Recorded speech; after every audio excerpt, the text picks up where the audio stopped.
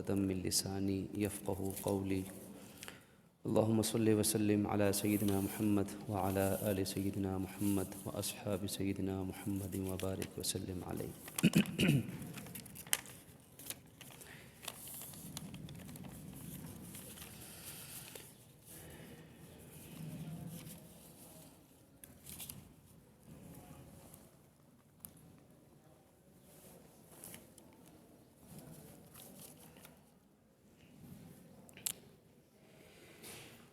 الحمدللہ یہ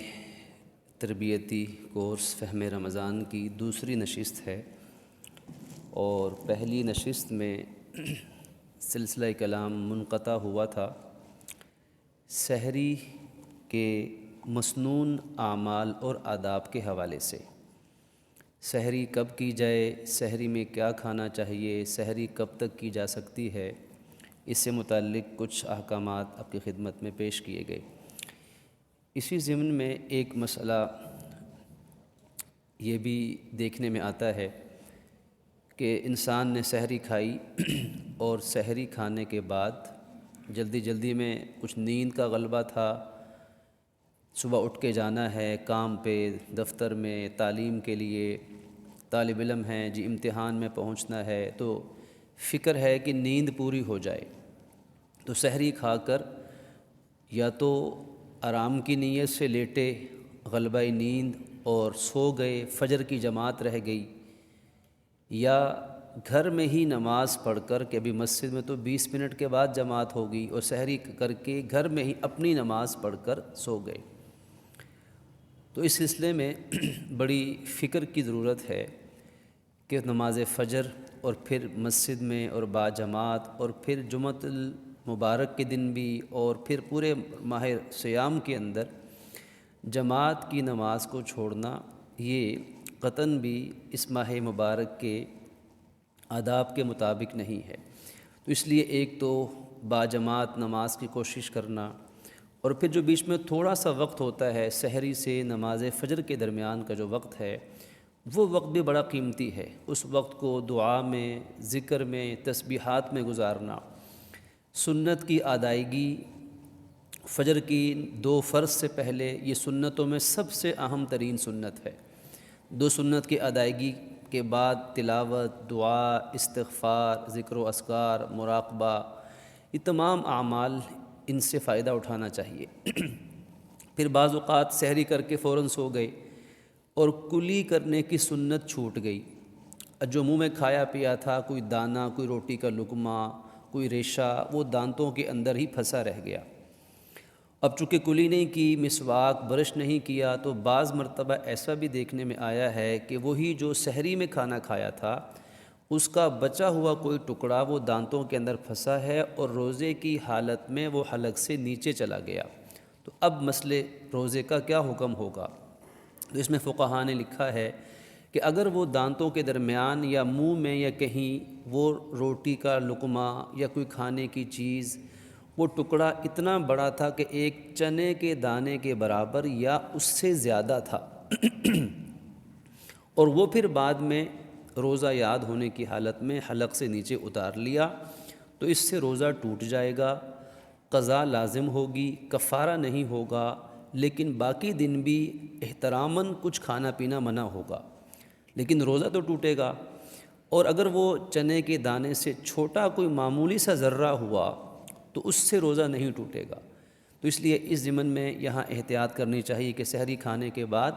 پھر سنت عمل ہے کہ ہاتھوں کو دھونا، کلی کرنا، وضو کرنا ہے تو مسواک کرنا، اور اگر ابھی فجر کی اذان کا وقت نہیں ہوا تو پھر ایک مرتبہ برش کر لینا، تاکہ سنت کی ادائیگی بھی ہو جائے، اور کوئی کھانے کی کوئی چیز، کوئی ذرات بعد میں حلق سے نیچے اتر کر روزے کی خرابی کا باعث نہ بنے۔ تو یہ چند باتیں تھیں سحری کے حوالے سے۔ سحری کر لی، روزہ شروع ہو گیا۔ اب دوران روزہ جن کاموں سے بچنا لازم ہے وہ کیا کیا ہیں کہ جن کاموں کی وجہ سے روزہ ٹوٹ سکتا ہے، ٹوٹ جاتا ہے، انہیں نواقض صوم کہا جاتا ہے، روزے کو توڑنے والی چیزیں۔ ان میں سب سے پہلی چیز کھانا، پینا، اور میاں بیوی کے جائز جنسی تعلقات، کیونکہ روزہ بنیادی طور پر ان 3 چیزوں سے بچنے کا نام ہے۔ کب سے؟ صبح صادق یعنی اذان فجر کے وقت سے لے کر غروب آفتاب یعنی اذان مغرب کے وقت تک۔ یہ بات پہلے بھی عرض کی گئی کہ اذان کا اعتبار نہیں ہے فجر کی نہ ہی مغرب کی۔ فجر اور مغرب کی اذان چاہے بالکل بروقت ہو، چاہے جلدی خدا نخواستہ غلطی سے ہو جائے، چاہے وہ دیر سے ہو جائے، ہر صورت میں ہم نے گھڑیاں اپنے معیاری وقت کے مطابق رکھیں، صحیح کیلنڈر ٹائم اپنے سامنے رکھا، اس کے مطابق ہم سحری افطاری کے اوقات کو متعین کریں گے۔ اور صبح صادق اذان فجر سے غروب آفتاب تک یہ جو پورا دورانیہ ہے، اس پورے دورانیے میں کھانا پینا اور میاں بیوی کے تعلقات یہ تمام حرام ہیں۔ حلال کھانا بھی حرام ہے، حلال تعلقات بھی حرام ہیں۔ خدا نخواستہ روزہ یاد ہونے کی حالت میں کسی نے کھا لیا پی لیا یا جنسی تعلقات میاں بیوی کے قائم کیے، تو اس صورت میں ایک تو حرام کا ارتکاب ہو گیا، سخت گناہ ہے، کبیرہ گناہ ہے۔ روزہ ٹوٹ گیا، اب ساری زندگی بھی قضا کرے تو اس کا کفارہ ادا نہیں ہوگا۔ پھر تیسری چیز، اس پہ ایک قضا لازم آ گئی، ایک روزہ اس کو بعد میں قضا کرنا پڑے گا رمضان کے بعد۔ اور چوتھی چیز، اس پر کفارہ عائد ہوگا۔ کفارہ کیا ہے، اس پہ ہم آگے بات کریں گے کہ کفارہ، فدیہ، روزے کی قضا، یہ تمام اعمال کیسے ہوں گے۔ تو اس صورت میں جب روزہ اس کو یاد ہے، جان بوجھ کر کھا لیا یا پی لیا یا تعلقات قائم کیے، تو اس صورت میں قضا بھی لازم ہوگی اور کفارہ بھی لازم ہو جائے گا۔ تو یہ پہلی چیز جو روزے کو توڑنے والی ہے۔ اسی طریقے سے اگر بیداری کے اندر اس کو انزال ہوا، کسی بھی وجہ سے مادہ منویہ خارج ہوا، روزے کی حالت میں روزہ یاد ہوتے ہوئے انزال کا ہو جانا، مادہ منویہ کا خارج ہو جانا، یہ بھی روزے کو توڑ دیتا ہے۔ البتہ اس میں کفارہ لازم نہیں ہوگا، گناہ بھی ہوگا، اور ایک روزے کے بدلے میں ایک روزہ قضا کے طور پر بھی رکھنا پڑے گا۔ اسی طرح اگر کسی شخص نے غلط فہمی میں، جیسا کہ پہلے بھی عرض کیا، سحری کا وقت ختم ہونے کے بعد سحری کا وقت سمجھ کر غلط فہمی سے کچھ کھا پی لیا، تب بھی روزہ ٹوٹ جاتا ہے، لیکن باقی دن بھوکا پیاسا رہے گا، احترام کے طور پر، قضا بعد میں کرے گا۔ اسی طرح افطاری کے وقت سے پہلے غلط فہمی کی وجہ سے اگر پہلے افطار کر لیا، ابھی غروب آفتاب کا وقت نہیں ہوا تھا، پہلے افطار کر لیا، تو تب بھی اس کا روزہ ٹوٹ جائے گا، اسے بعد میں قضا کرنی ہوگی، اور البتہ اس صورت میں کفارہ نہیں ہے۔ اسی طرح اگر ایک خاتون، ان کو ماہانہ بیماری کے، مینسس کے ایام، حیض کے، ماہواری کے ایام شروع ہو گئے، روزہ رکھا، لیکن انسانی بشری تقاضا بیماری کے ایام روزے کی حالت میں شروع ہو گئے، تو اس سے بھی روزہ ٹوٹ جائے گا، اور وہ خاتون کھا پی بھی سکتی ہیں، کھانا پینا منع نہیں ہے۔ البتہ اگر دوسری صورت اس کی الٹ ہے، ایک خاتون کے بیماری کے ایام چل رہے تھے، اور وہ خاتون فرض کریں ظہر کی نماز کے وقت پاک ہو جاتی ہیں، ان کے ایام بند ہو گئے، اب ظہر تک تو کھانا پینا جائز تھا اور روزہ بھی نہیں تھا، کیونکہ ابھی بیماری کے ایام چل رہے تھے، لیکن یہ بیماری کے ایام ظہر کے وقت ختم ہو گئے، وہ خاتون غسل کیا، پاک ہو گئیں، اب جو باقی دن ہے یہ ان کے لیے کھانا پینا منع ہے رمضان کے احترام میں، البتہ اس روزے کی قضا بعد میں ہوگی۔ تو اگر روزے کے دوران ماہواری شروع ہو گئی تو روزہ ٹوٹ جائے گا۔ اسی طرح اگر کوئی خاتون روزے کے دوران روزہ رکھا ہوا تھا، لیکن بچے کی ولادت ہو گئی، بچے کی حاملہ خاتون تھی، بچے کی پیدائش ہوئی، بچے کی پیدائش کے بعد جو نفاس کا خون ہے، جو بیماری ہے وہ شروع ہو جائے، تو اس وجہ سے بھی روزہ ٹوٹ جائے گا، اور جتنے روزے اس بیماری میں چھوٹ گئے، چاہے وہ ماہانہ بیماری تھی، چاہے بچے کی پیدائش کا خون تھا، جتنے ایام جتنے روزے چھوٹ گئے ان کی قضا رمضان کے بعد کرنا لازم ہوگی۔ اسی طریقے سے اگر کسی شخص نے قصداً اپنے ارادے سے کسی قسم کا کوئی دھواں اپنے ناک سے اپنے حلق میں لے کر گیا، فرض کریں خوشبو جو ہے عود کی یا کوئی ایسی خوشبو لگائی جس کا دھواں اٹھ رہا تھا اور اس نے خود پاس ناک رکھا اور اس سے وہ دھواں خوشبو والا سارا اندر چلا گیا، اس سے بھی روزہ ٹوٹ جائے گا۔ کسی نے خدا نخواستہ سگریٹ جو ہے وہ استعمال کیا، روزے کے ہاتھ میں کش لگایا، وہ بھی دھواں سارا ذرات تمباکو کے اندر گئے، حقہ پیا اس سے بھی چلے گئے، نسوار اس نے رکھی جس کے ذائقے کے ساتھ ساتھ اس کے ذرات بھی حلق میں چلے گئے، اس سے بھی ٹوٹ جائے گا۔ انہیلر کا استعمال جو کہ دمے کی بیماری کی وجہ سے سانس کی آسانی کے لیے کیا جاتا ہے اور اس کو انہیل کیا جاتا ہے ناک کے ذریعے سے یا منہ کے ذریعے سے، وہ دوائی جو ہے وہ سیدھی حلق میں جاتی ہے، تو اس دوا کے حلق میں چلے جانے سے بھی روزہ ٹوٹ جائے گا۔ باقی اگر مجبوری میں کوئی کرتا ہے ایسے بیماری کی وجہ سے تو پھر ظاہر ہے اس پہ قضا تو ہوگی لیکن کفارہ عائد نہیں ہوگا۔ یہ تو وہ چند باتیں ہیں جن کی وجہ سے روزہ ٹوٹ جاتا ہے۔ بعض صورتوں میں صرف قضا لازم ہوتی ہے، بعض صورتوں میں قضا اور کفارہ دونوں لازم ہوتے ہیں۔ بعض صورتوں میں روزہ ٹوٹ جاتا ہے، قضا ہوتی ہے لیکن گناہ نہیں ہوتا، شرعی مجبوری عذر ہوگا، اور بعض صورتوں میں گناہ تو ہوتا ہے لیکن کفارہ نہیں ہوتا، صرف قضا ہوتی ہے۔ تو یہ چند وہ صورتیں ہیں جو کہ مختلف احکامات ہیں کہ روزہ کن صورتوں میں ٹوٹ سکتا ہے۔ اس کے بعد وہ چیزیں جن کی وجہ سے روزہ ٹوٹے گا تو نہیں لیکن روزہ مکروہ ہو جائے گا۔ مکروہ کا مطلب ہے ثواب میں کمی آئے گی، مکروہ کا مطلب ہے کچھ گناہ لازم آئے گا، مکروہ کا مطلب ہے اچھا نہیں ہے، مکروہ کا مطلب ہے روزے رمضان کے آداب کے خلاف کام ہے، مکروہ کا مطلب ہے ایسے کاموں سے بھی بچنا چاہیے، مکروہ کا مطلب ہے ناپسندیدہ چیز۔ تو یہ تمام باتیں مکروہ کہلاتی ہیں۔ وہ کون کون سی ہیں؟ بغیر مجبوری کے روزے کی حالت میں کچھ چکھنا، مجبوری نہیں تھی اور بغیر مجبوری کے اس نے کچھ چکھا، زبان پہ کسی چیز کو رکھا جس کا صرف ذائقہ زبان پہ محسوس ہوا لیکن حلق سے نیچے کچھ نہیں اترا، تو بغیر مجبوری کے کچھ چکھنا بھی روزے کے اندر منع ہے لیکن روزہ ٹوٹے گا نہیں، مکروہ ہوگا۔ اسی طرح پیسٹ کرنا، برش کے ساتھ برش کے اوپر ٹوتھ برش پہ پیسٹ لگا کے کرنا، یہ روزے میں مکروہ ہے۔ اگر کوئی حلق سے ذرہ نیچے اتر گیا تو روزہ ٹوٹ جائے گا، لیکن عام طور پر جب پیسٹ کیا جاتا ہے تو پھر کوئی ذرہ عام طور پہ حلق سے نیچے نہیں جاتا، تو اس لیے مکروہ ہے کہ روزے میں احتیاطاً جو ہے وہ پیسٹ لگا کر برش نہ کیا جائے۔ البتہ سادہ برش، خالی برش دانتوں پہ پھیر لیا تو اب بھی جائز ہے، اور مسواک کرنا تو روزے میں ایسے ہی سنت ہے جیسے عام حالات میں سنت ہے کہ ہر وضو سے پہلے مسواک کر سکتے ہیں، ہر نماز سے پہلے مسواک کر سکتے ہیں۔ جن جن موقعوں پر مسواک کرنا سنت ہے ان تمام مواقع میں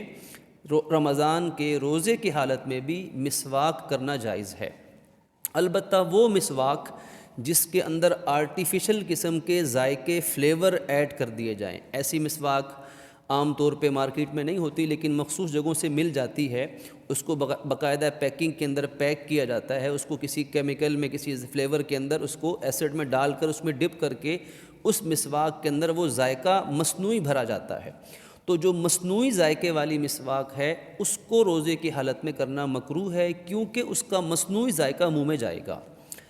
اور جو عام مسواک ہے اس کا ذائقہ اگر منہ کو محسوس ہو تو اس سے روزے میں کوئی فرق نہیں پڑتا، وہ روزے کی حالت میں بھی مسواک کرنا سنت ہے۔ اسی طرح روزے کی حالت میں ایک انسان ناپاک ہے، اس پہ غسل فرض ہو جائے لیکن وہ بغیر مجبوری کے بھی غسل نہ کرے اور ایسے ہی وقت گزارتا رہے، یعنی حالت جنابت جسے کہا جاتا ہے، حالت جنابت، حالت ناپاکی میں وقت گزارتے رہنا، یہ بھی روزے کے اندر مکروہ شمار ہوگا۔ اب یہاں ایک چھوٹی سی بات اسی کے ضمن میں بہت سے نوجوان بھی یہ مسئلہ پوچھتے ہیں، دیگر حضرات بھی، کہ اگر ایک شخص سحری کے وقت میں اس پہ غسل فرض ہو گیا، وجہ کوئی بھی ہو، احتلام ہوا یا کسی بھی شکل میں کوئی بھی انسانی بشری تقاضا، حلال جائز تقاضا، اس پہ غسل فرض ہو گیا، تو اب بہتر یہ ہے کہ وہ سحری کے وقت کے اندر پہلے غسل کرے، پھر سحری کر لے، اور حالات دیکھ کر جتنی عبادت ہے وہ کر کے فجر کی نماز میں پہنچ جائے۔ لیکن اگر اس کو پتہ ہے کہ میں نے غسل کیا تو میں سحری نہیں کھا سکوں گا، سحری رہ جائے گی اور بعد میں روزے کا مسئلہ ہو سکتا ہے، تو اس صورت میں وہ پہلے سحری کر لے، سحری کرنے کے بعد اگر غسل کا وقت بچے تو پھر وہ غسل کر لے۔ لیکن اگر غسل کا وقت نہیں بچا اور فجر کی اذان کا وقت ہو گیا تو پھر وہ نماز فجر سے پہلے غسل کر کے نماز فجر جماعت سے پڑھنے کا اہتمام کر لے۔ اور تیسری صورت یہ ہے کہ کسی مجبوری کی وجہ سے، فرض کریں آنکھ نہیں کھلی اور سویا رہ گیا، اور غسل اس پر سحری کے اندر یعنی فجر کی اذان سے پہلے غسل فرض ہو گیا تھا، جان بوجھ کر یا مجبوری کی وجہ سے وہ غسل نہیں کر سکا اور روزہ شروع ہو گیا۔ اب روزہ جو شروع ہو گیا تو اس حالت میں بھی روزہ ٹوٹتا نہیں ہے، البتہ مجبوری کے بغیر، جیسے کہ عرض کیا، غسل میں دیر کرنا یہ مکروہ اور ناپسندیدہ ہے، اور اگر کوئی مجبوری ہے جس بنا پہ وہ غسل نہیں کر سکا تو پھر مکروہ بھی نہیں ہے، وہ مجبوری اور شرعی عذر ہے۔ اسی طرح روزے کی حالت میں کچھ گناہ، بلکہ ہر گناہ جو روزے کو توڑتا تو نہیں ہے لیکن گناہ کے زمرے میں وہ بات آتی ہے، غیبت کرنا، چغلی کرنا، جھوٹ بولنا، حرام کمانا، تکبر کرنا، اور غیر محرم عورتوں کو دیکھنا، نیٹ کا ناجائز استعمال کرنا، جتنے بھی یہ برائیاں ہیں، جھوٹ بولنا، غیبت کرنا، ان سے روزہ ٹوٹے گا نہیں لیکن روزہ سخت مکروہ ہوگا، یعنی یہ روزے کی اور رمضان کی بے ادبی بھی ہے اور گناہ بھی ہے، تو ایسے اعمال روزے کے اندر مکروہ ہیں۔ جھگڑا کرنا، کسی سے بحث و جدال کرنا، حدیث مبارک میں اس سے بھی تاکید کے ساتھ منع کیا گیا،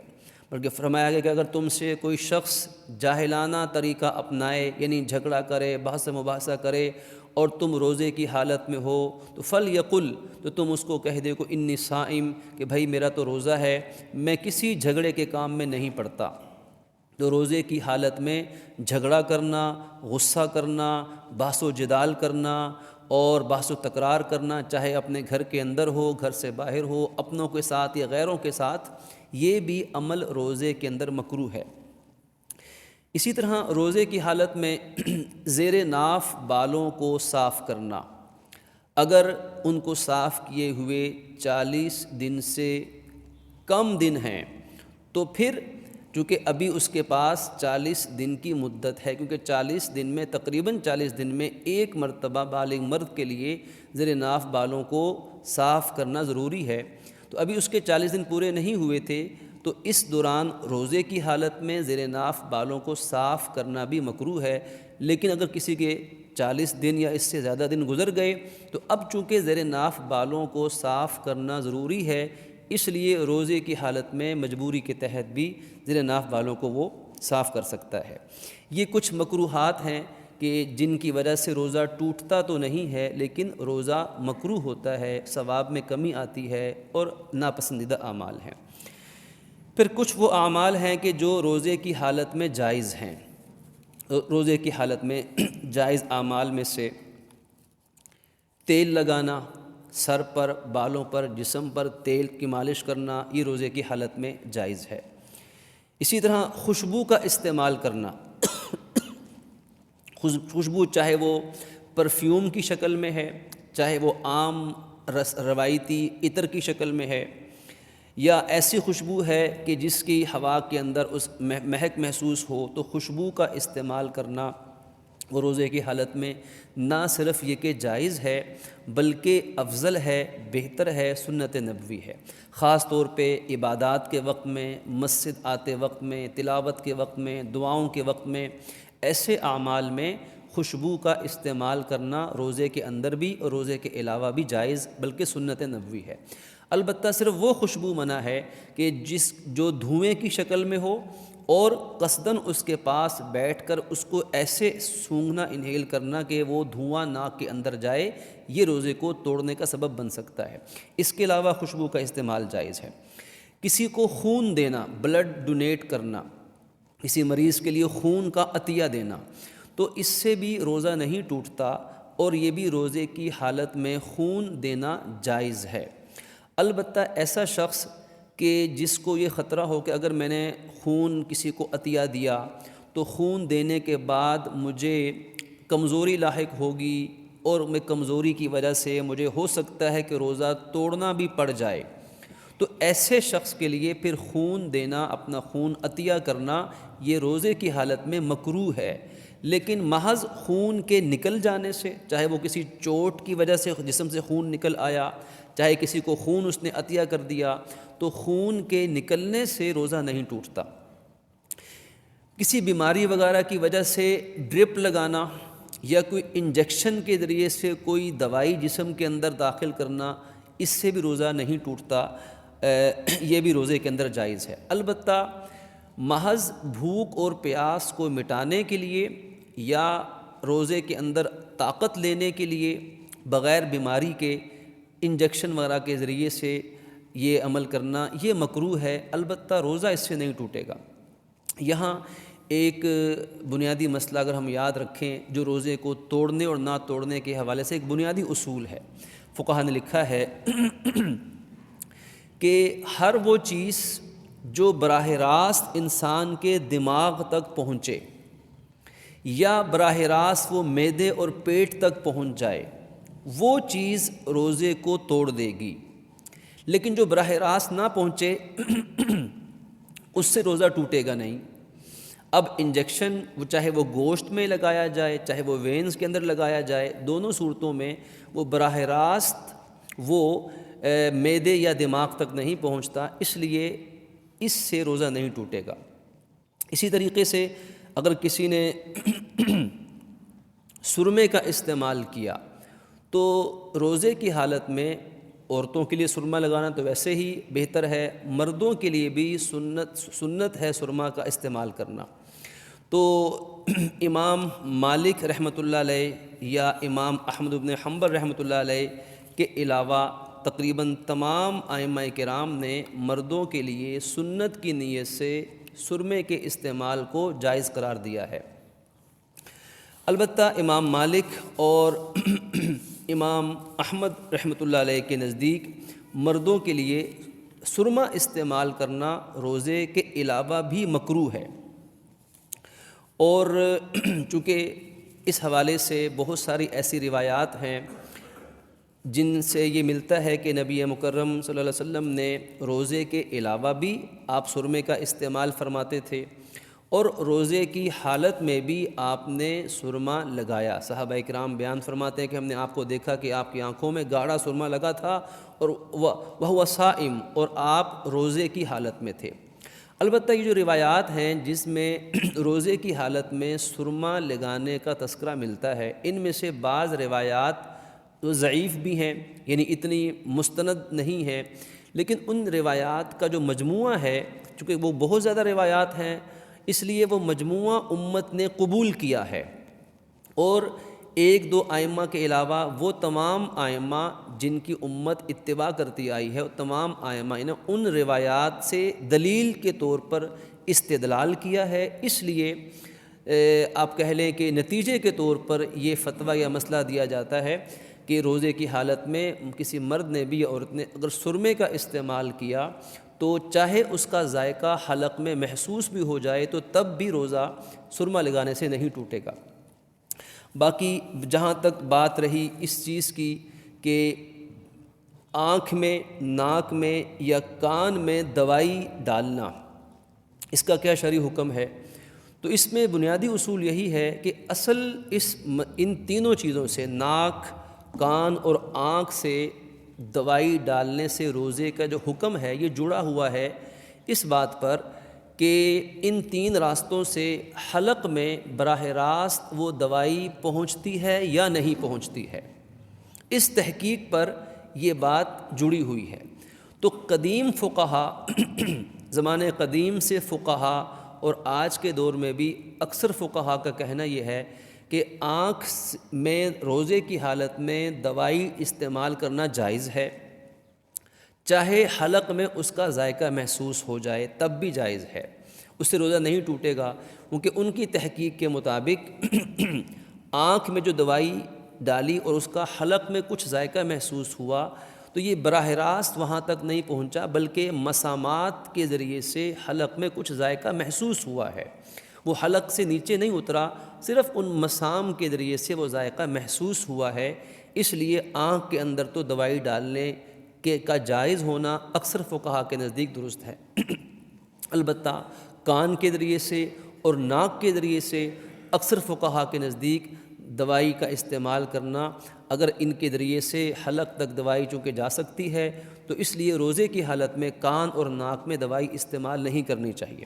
لیکن جیسا کہ میں نے عرض کیا کہ ان تینوں باتوں کا انحصار ہے حلق میں دوائی کے براہ راست پہنچنے اور نہ پہنچنے پر۔ جدید میڈیکل ریسرچ کیا کہتی ہے اس کو بھی دیکھنا چاہیے۔ البتہ ہم یہ کہہ سکتے ہیں کہ اگر خدا نخواستہ کوئی مجبوری نہیں ہے تو روزے کی حالت میں ناک، کان اور آنکھ تینوں میں دوائی کا استعمال نہیں کرنا چاہیے۔ اگر کوئی بہت مجبوری ہو تو آنکھ میں تو دوائی کا استعمال کیا جا سکتا ہے، لیکن کان اور ناک میں کرنے سے حتی الامکان پرہیز کرنا چاہیے۔ چونکہ یہ اجتہادی مسئلہ ہے تو اس میں آراء کا مختلف ہونا ایک بدیہی چیز ہے۔ اسی طریقے سے جو روزے کے اندر جو جائز اعمال ہیں، وہ اگر خاتون بچے کو دودھ پلانا چاہتی ہیں تو ماں اپنے بچے کو روزے کی حالت میں دودھ پلا سکتی ہیں۔ کوئی خاتون اگر کھانا پکانا کر رہی ہیں اور یہ خطرہ ہے کہ اگر کھانے پکانے میں کوئی مرچ مسالہ اوپر نیچے ہوا اور گھر میں اس سے کوئی فتنہ، کوئی جھگڑا پیدا ہو سکتا ہے، تو ایسی مجبوری کی حالت میں اس خاتون کا اس کھانے کو چکھ لینا بھی جائز ہے، اس سے روزہ نہیں ٹوٹے گا۔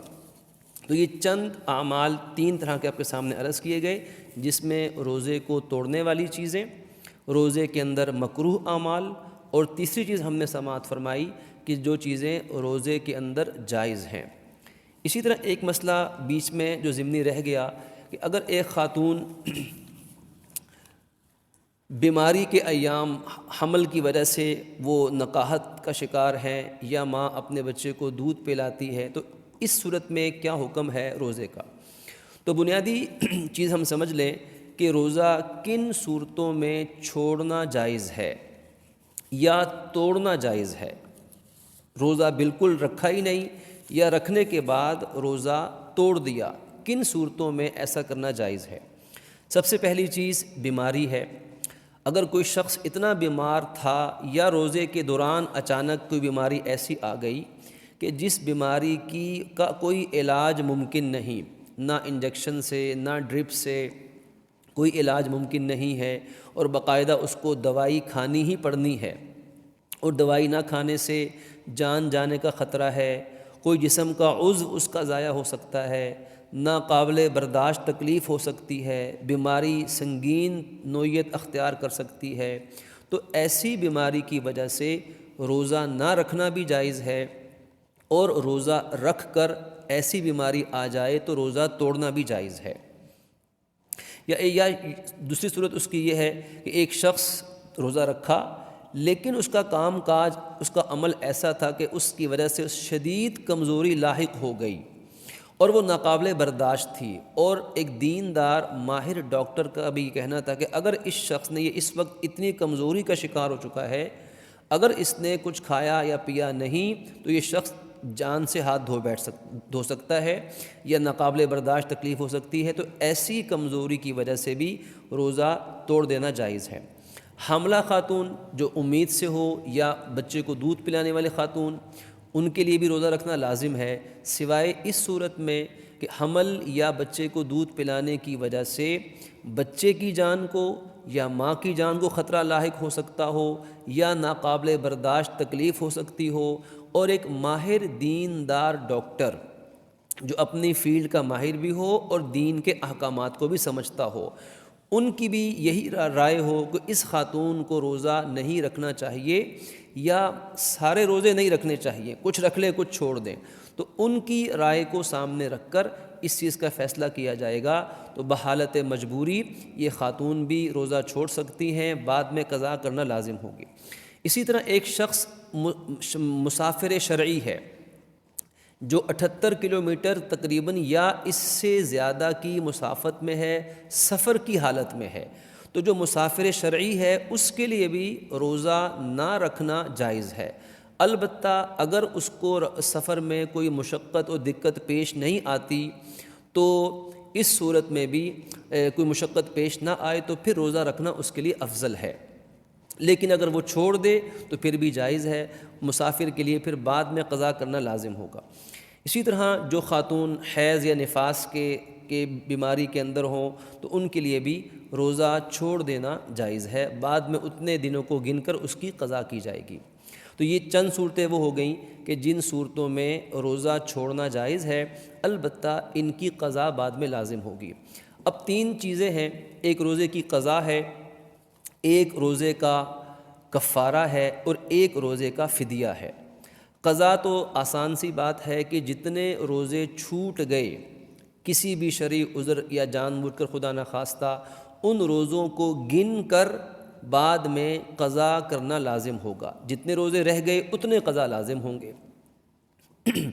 اب وہ قضا کب کی جائے؟ تو جتنا جلدی ممکن ہے، رمضان ختم ہوتا ہے، شوال کا مہینہ شروع ہوتا ہے، تو جو ہی شوال کی 2 تاریخ ہو، یکم شوال عید الفطر کے دن تو روزہ رکھنا جائز نہیں، لیکن 2 شوال سے آگے روزے رکھ سکتے ہیں، ایام تشریق کے علاوہ اور یکم شوال کے علاوہ۔ ان 4-5 دنوں کے علاوہ باقی پورے سال میں جتنا جلدی ممکن ہو وہ قضا روزے رکھ لیے جائیں تاکہ ذمے سے ایک فرض ادا ہو جائے۔ کفارہ کس پر لازم ہے؟ جو شخص رمضان کے روزے کے اندر، رمضان کا مہینہ روزہ رکھا ہوا ہے، جان بوجھ کر کھا لے پی لے، ازدواجی تعلقات قائم کر لے، تینوں میں سے ایک بات، لیکن شرط ہے رمضان کے مہینے میں روزہ یاد ہونے کی حالت میں اگر وہ یہ تینوں میں سے کوئی ایک کام کرے گا تو اس کا روزہ بھی ٹوٹے گا، اور اس کے ساتھ اس کو 60 روزے تقریباً 2 مہینے مسلسل روزے رکھنے پڑیں گے، یعنی 61 روزے اس کے ذمہ لازم ہو جائیں گے۔ اس کو روزوں کا کفارہ کہا جاتا ہے۔ یہ صرف اس صورت میں ہے کہ رمضان کے اندر رمضان کا روزہ جان بوجھ کر توڑ دے، لیکن اگر اس نے یہ عمل کیا کسی نفل روزے میں، نفل روزہ جان بوجھ کر توڑ دیا، یا واجب روزہ جان بوجھ کر توڑ دیا، یا رمضان کا روزہ قضا تھا اور قضا کو توڑ دیا، تو ان صورتوں میں سے کسی میں اس پہ کفارہ لازم نہیں ہوگا، گناہ ہوگا اور قضا لازم ہوگی۔ رمضان کے روزوں کا فدیہ کون دے گا، کیا دے گا، کیسے اور کب دے گا؟ رمضان کے ان روزوں کا جو فدیہ ہے یہ صرف اس شخص کے لیے دینا جائز ہے کہ جو شخص بڑھاپے یا بیماری کی وجہ سے اس مقام تک پہنچ چکا ہے کہ نہ ابھی اور نہ آئندہ زندگی میں بظاہری طور پر کبھی بھی روزہ رکھنے کی کوئی امید نہ رہے۔ ظاہر ہے کہ ایک شخص بڑھاپے کے اس مقام تک پہنچا ہے یا بیماری کی یہ کیفیت ہے کہ نہ ابھی رکھنے کی امید ہے اور نہ ہی ظاہری طور پر آئندہ کبھی رکھنے کی امید ہے، تو بالکل روزہ رکھنے کی نا امیدی ہو جائے تو اس شخص کے لیے روزے کا فدیہ دے دینا جائز ہے۔ ایک تو یہ اہم شرعی مسئلہ ہے۔ دوسری بات، اگر کوئی شخص جس کی حالت ابھی تو شدید بیمار ہے، ابھی نہیں رکھ سکتا، لیکن امید ہے کہ مہینے بعد 6 مہینے بعد انشاءاللہ صحت یاب ہو کے وہ بیماری ایسی ہے کہ وہ ٹھیک ہو جائے گا اور بعد میں روزہ رکھ سکے گا، یا کوئی ایسا مریض کہ جو لمبے دنوں میں روزہ نہیں رکھ سکتا، ممکن نہیں، لیکن چھوٹے دنوں میں، سردیوں کے عام چھوٹے دنوں کے اندر روزہ رکھ سکے گا، تو ایسے تمام افراد جن کے روزہ بعد میں رکھنے کی امید ہوگی ان کے لیے فدیہ دینا جائز نہیں، وہ روزے کی بعد میں قضا ہی کریں گے۔ البتہ وہ لوگ جن کے لیے فدیہ دینا جائز تھا انہوں نے فدیہ دے دیا، اپنے رمضان کے روزوں کا فدیہ دے دیا جو فدیہ بھی تھا، لیکن بعد میں اللہ کی شان، اللہ نے ان کو صحت عطا فرما دی، فی الوقت تو امید نہیں تھی اور فدیہ دے دیا، لیکن بعد میں صحت مل گئی، صحت ملنے کے بعد ہم یاد رکھیں کہ ان پر روزوں کی قضا دوبارہ لازم ہو جائے گی، اور جو فدیہ ہوگا یہ ان کی طرف سے صدقہ شمار ہو جائے گا۔ ایک بات اسی طرح اگر کسی شخص نے ظاہری طور پر اس کو امید تھی کہ 6 ماہ بعد، سال بعد ٹھیک ہو جاؤں گا، روزے رکھ لوں گا، لیکن انہوں نے پھر بھی احتیاطاً فدیہ دے دیا۔ بعض لوگ یہ بھی کرتے ہیں کہ امید تو ہے لیکن میں رسک نہیں لیتا، تو میں احتیاطاً فدیہ دے دیتا ہوں، تو ٹھیک ہے، احتیاطاً فدیہ دے دینا بھی جائز ہے، لیکن جو ہی صحت ملے گی، طاقت ملے گی، تو دوبارہ رمضان کے ان روزوں کی قضا کرنا بھی لازم ہوگا۔ اسی طرح وہ افراد کہ جن کے اندر یہ عذر نہ ہو، ان کے لیے روزے کا فدیہ دینا جائز نہیں ہوگا، چاہے وہ اپنا سارا مال، اربوں خربوں روپیہ بھی وہ فدیے کے طور پہ دے دیں،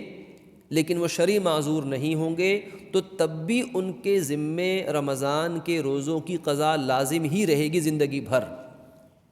اس لیے کہ رمضان آنے کے بعد ہر عاقل بالغ مسلمان پر اتنے روزے فرض ہو جائیں گے جتنے روزے اس کی زندگی میں آ چکے ہیں، تو ایسوں کے ذمے فدیہ دینا درست نہیں ہوگا۔ یہ اس لیے بات عرض کی کہ بعض لوگ یہ سمجھتے ہیں کہ شاید ہم چونکہ ہمارے کام ایسا ہے، مجبوری ہے، مزدوری ہے، محنت ہے، ہم روزہ رکھ ہی نہیں سکتے، حالانکہ وہ ٹھیک ہے، شرعی معذور نہیں ہے، تو ہم روزے کا فدیہ دے کے جان چھڑا لیتے ہیں، ایسا نہیں ہوگا۔ روزے کا فدیہ جیسا کہ عرض کیا، اس کی ڈیفینیشن تعریف کے مطابق صرف معذور شخص کے لیے فدیہ دینا جائز ہے۔ اب فدیہ کیا دیا جائے؟ جو صدقہ فطر کی مقدار ہے، صدقہ فطر کی ایک صدقہ فطر کی مقدار وہ ایک روزے کا فدیہ بنتی ہے۔ اب صدقہ فطر کیا ہے؟ اس میں اگر آٹے گندم سے دی جائے تو تقریباً 2.25 کلو احتیاطاً، 2 کلو یا 2.25 کلو احتیاطاً گندم یا اس کی قیمت وغیرہ، یہ ایک روزے کا فدیہ ہے۔ اب فرض کریے کہ ایک شخص 150 روپے کلو کے حساب سے گندم استعمال کرتا ہے، تو تقریباً اس کے 340 روپے، یا راؤنڈ کر لیں تو 350 روپے، 350 روپے تقریباً ایک روزے کا فدیہ یا صدقہ فطر بنتا ہے کم از کم۔ اس کو 30 پہ تقسیم کر دیں تو 10,500 روپے، تقریباً 10,000 یا 10,500 روپے تقریباً یہ پورے مہینے 30 دنوں کے روزوں کا فدیہ بن سکتا ہے کم از کم۔ اس سے زیادہ کوئی دینا چاہے کھجور کے ریٹ کے مطابق، کشمش کے مطابق، تو وہ بھی جو کے مطابق وہ بھی دے سکتے ہیں، لیکن کم از کم فدیہ پورے مہینے کا وہ تقریباً 10,500 روپے کے قریب بنتا ہے، چاہے اتنے کا کسی کو کھانا کھلا دے، چاہے اتنے کی آٹا گندم راشن لے کے دے دے، اور سب سے بہتر ہے کہ اتنی رقم کسی مستحق زکوٰۃ کو دے دی جائے۔ تو فدیہ کس کو دیا جائے گا؟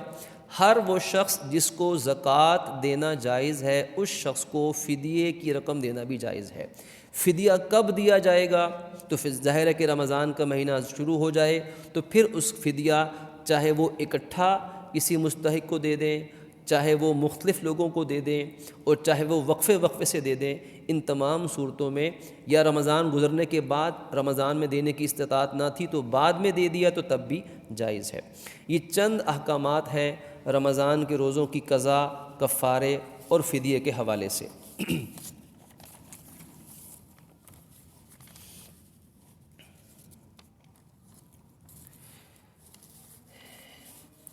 اب روزے کی حالت میں کن کاموں سے بچنا لازم ہے، کن مکروہات سے بچنا ضروری ہے، اور کون سے کام جائز ہیں، اور روزے کی حالت میں وہ کام کہ جنہیں کرنا چاہیے، ان میں کچھ فرائض ہیں، کچھ واجبات ہیں، کچھ مستحبات ہیں، کچھ نوافل ہیں۔ فرائض کے اندر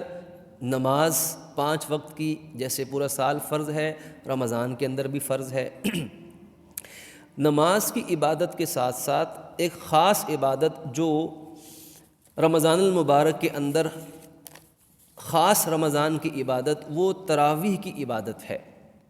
تراویح ترویہ سے ہے، عام طور پر یہ لفظ بعد میں استعمال ہوا، دور نبوی کے اندر عام طور پر تراویح کا لفظ استعمال نہیں ہوتا تھا، وہاں قیام اللیل کہا جاتا تھا، اور آج بھی اہل عرب کے اندر تراویح کو قیام اللیل ہی کہا جاتا ہے۔ البتہ اس تراویح کے لفظ کے استعمال سے مسئلے کی نوعیت پہ کوئی فرق نہیں پڑتا، یہ عرب عجم کا اختلاف فرق ہے زبان کا، قیام اللیل کہیں یا تراویح کہیں، دونوں صورتوں میں مراد ہے رات کی عبادت۔ اور اس کو نبی اکرم صلی اللہ علیہ وسلم نے موطا امام مالک کی حدیث ہے اور بعض دیگر کتب کے اندر بھی حدیث موجود ہیں، جس میں آپ نے فرمایا کہ میں نے تمہارے لیے رات کے قیام کو مسنون قرار دیا ہے۔ اور یہ مسئلہ مشہور ہے کہ نبی مکرم صلی اللہ علیہ وسلم نے تراویح کی یعنی قیام اللیل کی یعنی رات کی عبادت سر انجام فرمائی، اور بہت سی کتب میں یہ روایت تقریباً تمام امت کے مسالک کے نزدیک متفق علیہ ہے کہ نبی مکرم صلی اللہ علیہ وسلم نے ایک دن عبادت فرمائی، دوسرے دن فرمائی، اور تیسرے دن عبادت مسجد میں فرمائی۔ ان 3 دنوں میں جن جن کو علم ہوا وہ حضور کے ساتھ عبادت میں شریک ہو گئے۔ 3 دن کے بعد آپ مسجد میں اس عبادت قیام اللیل یا تراویح کہہ دیں آسانی کے لیے، اس کے لیے مسجد میں تشریف نہیں لائے۔ مسجد میں تشریف نہیں لائے لیکن اس کا مطلب یہ نہیں ہے کہ آپ نے ادا ہی نہیں کی، یقیناً آپ نے ادا فرمائی، لیکن مسجد میں مجمع کے اندر باجماعت ادا نہیں فرمائی، بلکہ آپ نے گھر میں ہی تراویح کی نماز ادا فرمائی۔ آپ کے حیات طیبہ میں جو بھی عبادت قیام اللیل کرتا تھا اپنے اپنے گھروں میں اپنے مقامات پہ کرتا تھا۔ دور صدیقی کے اندر عبادات کی یہی شکل و صورت موجود تھی۔ دور فاروقی آیا، سیدنا حضرت عمر فاروق کا زمانہ مبارکہ آیا، تو چونکہ آپ نے بہت سارے اجتہادات کیے تھے، ان میں سے ایک اجتہاد اور آپ کی علمی اور فقہی رائے یہ بھی تھی کہ ہم کیوں نہ اس تراویح قیام اللیل کی عبادت کو ویسے سر انجام دیں جیسے حضور کو پسند تھی اور اللہ تعالیٰ کو پسند تھی، اور چھوڑنے کی وجہ یہ تھی کہ کہیں یہ چھٹی نماز کے طور پر میری امت پہ فرض نہ ہو جائے۔ اب چونکہ حضور دنیا سے پردہ فرما گئے ختم نبوت کی وجہ سے، اب کوئی نئی عبادت یعنی نئی نماز اب فرض نہیں ہو سکتی، تو چونکہ وہ خطرہ ٹل گیا، وہ خدشہ ختم ہو گیا، اس لیے ہم اس تراویح کو قیام اللیل کو ہم اسی طرح ادا کریں جیسے اللہ تعالیٰ کو بے انتہا پسند تھی، جیسے ہمارے نبی پاک کو پسند تھی۔ تو اس رائے کو تمام صحابہ کرام نے پسند کیا کہ ٹھیک ہے، یہ رائے بالکل عین شریعت کے مزاج کے مطابق ہے، اللہ اور اس کے رسول کے پسند کے مطابق ہے۔ تو جو اللہ کو پسند وہ ہمیں پسند، جو نبی کو پسند وہی طریقہ ہمیں پسند۔ اب جو اللہ رسول کو پسند وہی صحابہ اہل بیت کو پسند، تو جو چیز صحابہ اہل بیت نے پسند فرمائی الحمدللہ پوری امت کو وہ چیز پسند ہے۔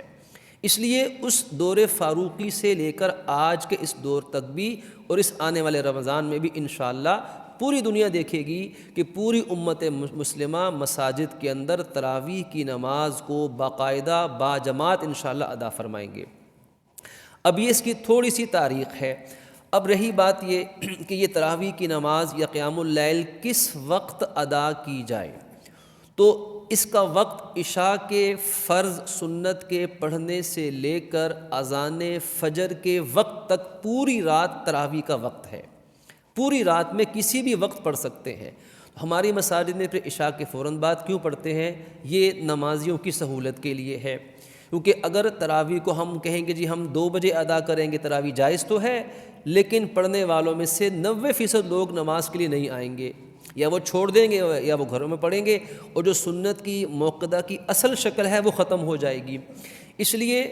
جماعت کو برقرار رکھنے کے لیے اور لوگوں کی سہولت کے لیے چونکہ جائز ہے، تو جب شریعت نے اس کی جواز کی شکل دی ہے تو پھر تراویح کو باقاعدہ باجماعت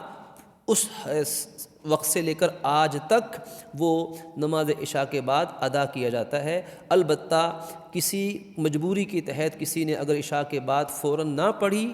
اور بعد میں رات میں پڑھ لی تو نماز تراویح قضا نہیں ہوگی۔ قضا کب ہوگی؟ جب اذان فجر کا وقت آ جائے گا۔ تو یہ تراویح کی تاریخ اور تراویح کا وقت۔ اب تیسری چیز تراویح کا ادائیگی کا طریقہ کار یا تراویح کی رکعات کتنی ہیں، 20 ہیں یا 12 ہیں یا 10 ہیں یا 8 ہیں، اس کا فیصلہ ان دلائل کی روشنی میں ہم کر سکتے ہیں۔ سب سے پہلے بڑی اہم اور مشہور روایت ہے سیدنا حضرت عبداللہ ابن عباس کی رضی اللہ تعالی عنہما کی، جن کو اللہ کے نبی صلی اللہ علیہ وسلم نے مفسر قرآن، امت کا سب سے بڑا قرآن کا مفسر قرار دیا ہے۔ آپ فرماتے ہیں کہ میں نے نبی اکرم صلی اللہ علیہ وسلم کو دیکھا کہ آپ رمضان میں 20 رکعت تراویح اور 3 وتر ادا فرماتے تھے۔ مصنف ابن ابی شیبہ میں اور سنن بہقی، امام بہقی رحمہ اللہ نے یہ روایت نقل کی ہے۔ اسی طرح دوسری روایت وہ بھی امام بہقی کی منقول ہے کہ نبی مکرم صلی اللہ علیہ وسلم یصلی فی رمضان 20 رکعہ والوتر، اور کہ آپ رمضان میں 20 رکعت تراویح اور وتر ادا فرماتے تھے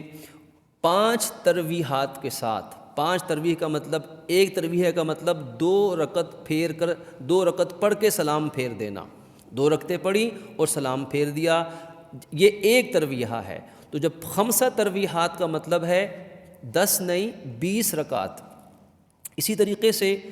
پوری امت مسلمہ اہل سنت والجماعت کا، تمام صحابہ کرام کا اس پر اجماع ابھی آپ کے سامنے عرض کیا کہ حضرت عمر فاروق کے زمانے میں تمام صحابہ اس وقت سے لے کر آج تک وہ باجماعت 20 رکعت تراویح ادا کرتے رہے، اس پر پوری امت مسلمہ کا اتفاق ہے۔ امام یحییٰ بن سعید وہ فرماتے ہیں کہ حضرت عمر فاروق نے ایک شخص کو حکم دیا کہ تم تراویح کی نماز ادا کرو، اور وہ آپ کے حکم پر 20 رکعت نماز تراویح ادا کرتا تھا۔ حضرت امام حسین سے روایت منقول ہے کہ حضرت عمر فاروق نے اس امت کے سب سے بڑے قاری قرآن، حافظ قرآن حضرت ابی ابن کعب، جو کہ بہت بڑی امت کے سید القراء ہیں، حضرت عمر فاروق نے ان کو حکم دیا کہ تم تراویح کی امامت کرو۔ انہوں نے امامت کروائی اور 20 رکعت نماز تراویح ادا کی۔ حضرت امام ابن رومان سے منقول ہے کہ زمانہ فاروقی میں تمام زمانہ پورا عرصہ ہمیشہ 20 رکعت نماز تراویح ہر مسجد میں ادا کی جاتی تھی۔ موطا امام مالک میں اس روایت کو نقل کیا گیا ہے۔ حضرت صائب سے منقول ہے کہ دور فاروقی میں، دور عثمانی میں، ان دونوں زمانوں میں ہمیشہ آپ فرماتے ہیں کہ ہم نے دیکھا کہ تمام لوگ 20 رکعت نماز تراویح ادا کرتے تھے۔ امام بہقی نے یہ روایت نقل کی ہے۔ حضرت ابو عبد الرحمن فرماتے ہیں کہ حضرت علی کرم اللہ وجہہ کے زمانے میں تمام قاریوں کو حضرت علی نے بلایا، جو حافظ قاری تھے، جیسے ہم بھی قراء کو زحمت دیتے ہیں کہ آپ آئیں تراویح پڑھائیں، آپ نے بلایا اور تمام قاریوں کو آپ نے حکم دیا کہ تم 20 رکعت نماز تراویح ادا کروایا کرو، اور اپنی مسجد میں حضرت علی قاری صاحب، حافظ صاحب تراویح ادا فرماتے اور حضرت علی خود وہ وتر کی امامت فرماتے۔ اس امت کے سب سے بڑے مفتی ہیں حضرت عبداللہ ابن مسعود رضی اللہ تعالی عنہ، فقیہ الامت حضور نے ان کو لقب عطا فرمایا۔ آپ نے ہمیشہ 20 رکعت نماز تراویح قیام اللیل میں آپ نے ادا فرمائی۔ حضرت حسین فرماتے ہیں کہ حضرت علی کرم وجہہ نے حکم دیا کہ 20 رکعت ادا کرو اور 2 رکعت پڑھنے کے بعد سلام پھیر دو، اور پھر 4 رکعت پڑھنے کے بعد آرام کرو۔ 2 کے بعد سلام ہے، 4 کے بعد آرام ہے۔ اب ہمارے ہاں جو 4 رکعت پڑھنے کے بعد بہت جلدی کی جاتی ہے کہ فوراً 4 رکعت پڑھنے کے بعد اگلی رکعت میں شروع ہو جاتے ہیں، تو سنت یہ ہے کہ 4 رکعت پڑھنے کے بعد اتنی دیر رکا جائے جتنی دیر میں وہ 4 رکعت پڑھی تھیں۔ فرض کریں 4 رکعت پڑھی ہیں 10 منٹ میں، تو پھر 10 منٹ بیٹھا جائے۔ یہ اصل سنت طریقہ ہے دور نبوی کا، تمام صحابہ کرام کے زمانے کا۔ پھر اگلی 4 رکعت 10 منٹ میں پڑھی تو پھر اب 10 منٹ انتظار کریں۔ اگر 4 رکعت 20 منٹ میں پڑھی تو 20 منٹ بیٹھیں۔ یہ اصل طریقہ ہے، لیکن ہمارے ہاں یہ طریقہ رائج نہیں ہے۔ کیوں؟ لوگوں کی آسانی کے لیے، جماعت کو برقرار رکھنے کے لیے، کیونکہ جائز تو ہے کہ اتنی دیر انتظار کرنا، لیکن جلدی پڑھ لینا بھی جائز ہے۔ تو جماعت کی خاطر، سہولت کی خاطر لوگوں کے لیے البتہ فوراً جلدی نہ شروع کی جائے، کچھ تھوڑا سا وقفہ کر لیا جائے۔ اب ان 4 تراویح کے بعد اگلی 4 کے درمیان جو وقفہ ہے، جس کو ترویہ کہا جاتا ہے، راحت سے ہے، آرام کے لیے۔ اس ترویہ میں کیا پڑھا جائے؟ اس ترویے کے اندر کوئی بھی ذکر کرنا جائز ہے، کوئی بھی دعا، تلاوت، استغفار، درود، حتیٰ کہ خاموش رہنا بھی جائز ہے۔ یہ تسبیحات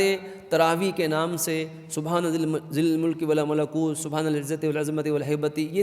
تسبیحات عام طور پہ مسجدوں میں لگائی بھی جاتی ہیں اور لوگ ان کو پڑھتے بھی ہیں۔ اس سے متعلق یہ بات یاد رہے کہ یہ تسبیحات کسی خاص روایت سے ثابت نہیں ہیں۔ بعض ائمہ نے اپنی کتب کے اندر ان کو ذکر کیا ہے، لیکن اکثر فقہا کے نزدیک یہ مسنون نہیں ہے، کیونکہ ایک دو ائمہ نے ذکر کیا ہے اس لیے وہاں سے یہ چلی اور یہ تسبیح مشہور ہو گئی۔ تو اس کو سنت سمجھ کے نہ پڑھا جائے، عام ذکر کے طور پر کوئی پڑھنا چاہے، کیونکہ یہ الفاظ جو ہیں یہ یکجا کیے گئے ہیں مختلف روایات سے۔ سبحان اللہ لفظ موجود ہے احادیث میں، قرآن میں، الحمدللہ لفظ موجود ہے، لا الہ الا اللہ لفظ موجود ہے، تو ان کا مجموعہ یہ ہے اگر کوئی یہ ذکر کے طور پہ پڑھ لے تو جائز ہے، لیکن سنت یا لازم نہ سمجھا جائے، کیونکہ اس وقت میں کوئی بھی ذکر کیا جا سکتا ہے، حتیٰ کہ خاموش بیٹھ جانا بھی جائز ہے۔ اسی طرح حضرت سفیان ثوری رحمۃ اللہ علیہ مشہور اور بڑے درجے کے تابعی ہیں، حضرت عبداللہ ابن مبارک رحمۃ اللہ علیہ مشہور درجے کے تابعی ہیں، امام شافعی رحمۃ اللہ علیہ، ان سب حضرات کے نزدیک بھی 20 تراویح پڑھنا سنت موقدہ ہے۔ امام شافعی محمد بن ادریس فرماتے ہیں کہ میں اپنے شہر مکہ معظمہ کے اندر ہر جگہ ہمیشہ میں نے 20 تراویح ہی ادا کرتے میں نے دیکھا، اور اس روایت کو امام ترمذی رحمۃ اللہ علیہ جو صحاح ستہ میں سے جامع ترمذی کے تیسرے درجے کے بڑے امام ہیں، امام ترمذی نے امام شافعی رحمہ اللہ کا یہ قول اپنی کتاب میں ذکر کیا۔ تو یہ چند دلائل تھے وقت کو سامنے رکھتے ہوئے، ابھی مزید کئی ایسے دلائل ہیں جن سے یہ ثابت ہوتا ہے کہ 20 رکعت نماز تراویح ادا کرنا ہی سنت موقدہ ہے اور امت کی میجورٹی جمہور کے نزدیک ہے۔ اور یہ بات بھی اپنی جگہ کہ رمضان کا مہینہ عبادت کے لیے ہے، ساری زندگی انسان اور کام کرتا ہے، محض سہولت کی خاطر تراویح کو چھوڑ کے چلے جانا، ہمارے ہاں ایک بہت بڑا مسئلہ یہ ہے کہ لوگ دیکھا دیکھی میں اکثر یہ کام کرتے ہیں۔ اگر کوئی 10 منٹ 20 منٹ مزید بھی رک گیا تو ظاہر ہے کہ یہ نماز اور یہ عبادات اپنے ثواب کے لیے ہیں، نجات کے لیے ہیں، بخشش کے لیے ہیں۔ اگر کسی نے 2 رکعت 10 رکعت زیادہ بھی پڑھ لی تو انشاءاللہ وہ ثواب سے محروم نہیں رہے گا۔ نماز تراویح کے اندر مختلف کوتاہیاں، قرآن مجید کو غلط پڑھنا، قرآن مجید کو تیز تیز پڑھنا، قرآن جلدی ختم کرنے کے لیے رکوع و سجدے صحیح نہ کرنا، اسی طرح تراویح کے دوران لوگوں کا پیچھے بیٹھے رہنا، باتوں کے اندر مشغول رہنا، یہ تمام وہ چیزیں ہیں کہ جس سے تراویح کا ثواب متاثر ہوتا ہے۔ اسی طریقے سے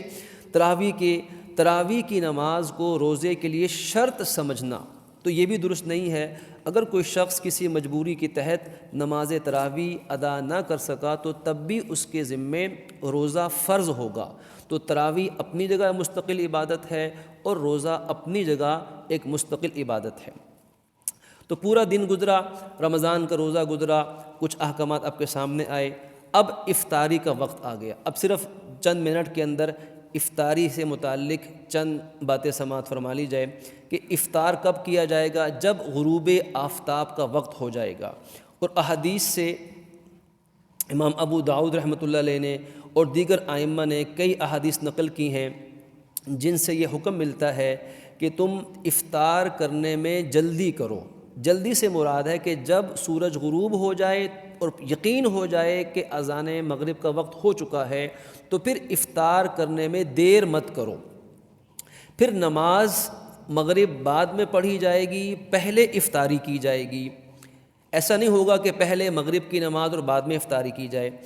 حضرت سہل ابن سعد کی روایت ہے، آپ فرماتے ہیں کہ نبی پاک صلی اللہ علیہ وسلم نے ارشاد فرمایا لا یزال الناس بخیر ما عجل الفطرہ،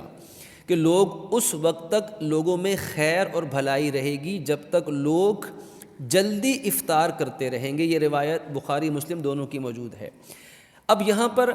امت میں اس وقت بھلائی رہے گی، خیر رہے گی جب تک وہ جلدی افطار کریں گے۔ اس کی حکمت محدثین نے یہ بیان کی ہے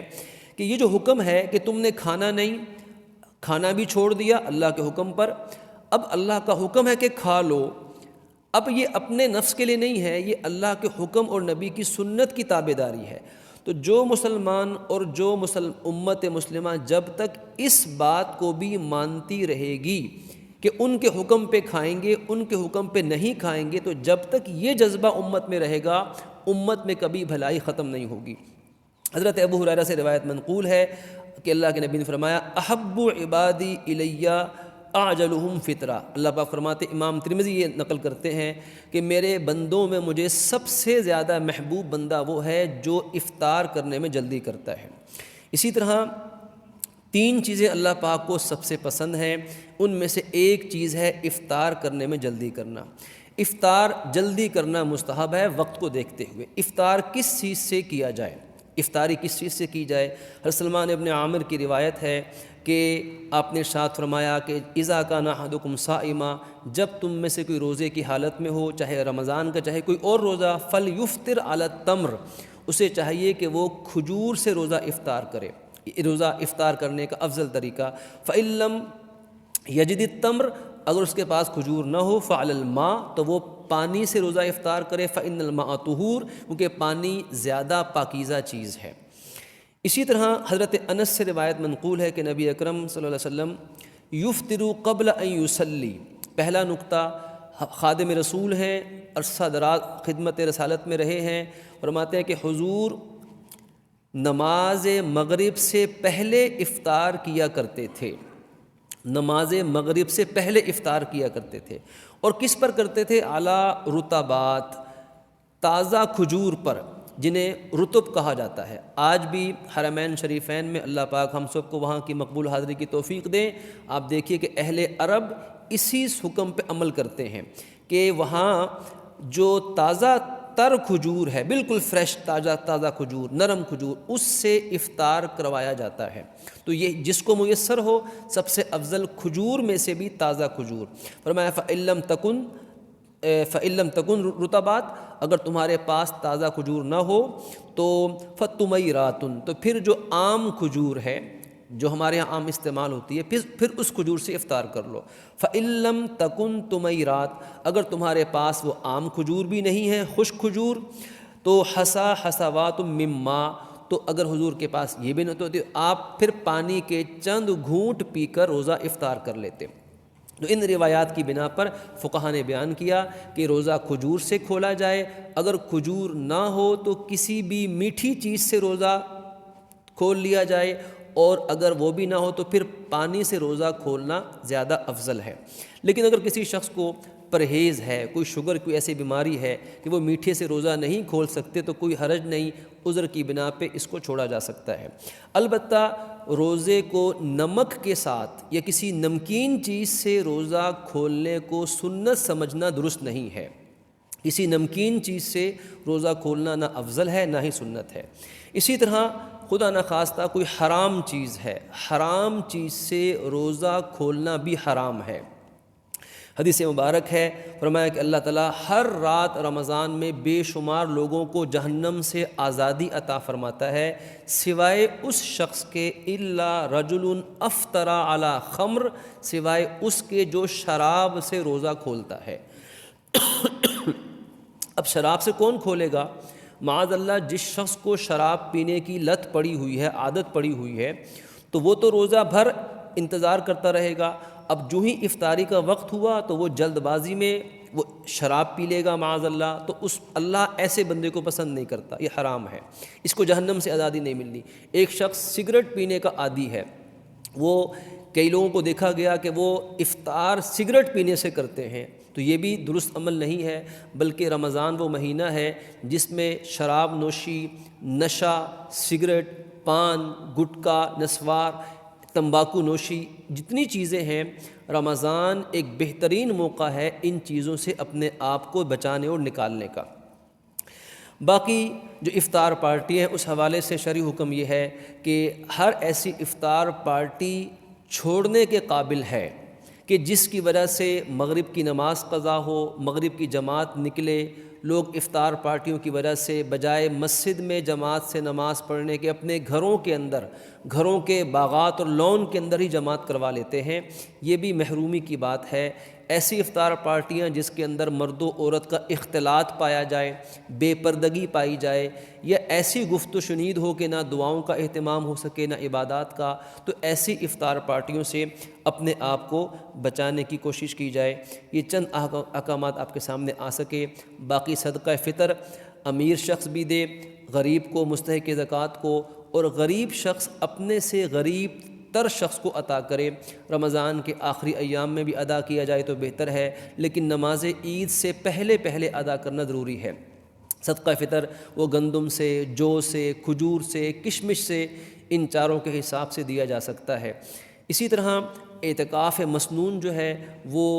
19ویں روزہ، جب 20واں روزہ ختم ہو رہا ہے، 21ویں روزے کی نماز مغرب کے، اذان مغرب کے وقت سے پہلے اس مسجد کے اندر داخل ہونا شرط ہے، مسنون اعتکاف کی نیت سے، جس مسجد میں اعتکاف کرنا ہے۔ خواتین گھروں کے اندر کسی کمرے کو، چھوٹے کمرے کو یا بڑے کمرے کو چھوٹے حصے میں تقسیم کر کے وہاں گھر کی مسجد میں اعتکاف کریں گی، اور مردوں کے لیے مسجد جس میں باجماعت نماز ہوتی ہے، جمعہ شرط نہیں ہے، باجماعت نماز شرط ہے، ایسی جگہ پر، ایسی مسجد میں مسنون اعتکاف کریں گے۔ اور اعتکاف کا بنیادی مقصد ہے شب قدر کی رات کو تلاش کرنا۔ باقی تفصیلات انشاءاللہ ماہ رمضان میں آپ کی خدمت میں عرض کی جاتی رہیں گی۔ دعا ہے کہ پروردگار عالم ہمارا اور آپ کا یہاں سب کا جمع ہونا رمضان المبارک کی تربیت کے لیے، اس نیت کے تحت کہ اللہ تعالی ہمیں توفیق عطا فرمائے کہ اس کا حکم اور نبی کا طریقہ اس رمضان میں ہم زندہ کر سکیں۔ پروردگار عالم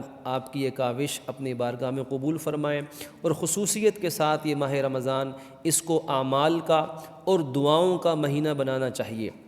اور ہمارے استاد محترم حضرت مفتی محمود اشرف عثمانی رحمہ اللہ کی بات یاد آئی، فرمایا کرتے تھے کہ دیکھو تم گھر میں ایئر کنڈیشنر لگاتے ہو، اے سی لگاتے ہو، اے سی کی ٹھنڈک تمہیں ملتی ہے، لیکن اگر کوئی کھڑکی، کوئی دروازہ کھلا چھوڑ دو تو اس اے سی کا کیا فائدہ کہ کھڑکیوں اور دروازے کھلے ہوئے ہیں اور ساتھ اے سی بھی لگا ہوا ہے، تو وہ ساری ٹھنڈک نکلتی رہے گی۔ تو تم ایک طرف رمضان کی عبادات کرتے رہتے ہو اور ساتھ ساتھ انسان گناہ سے نہیں بچتا،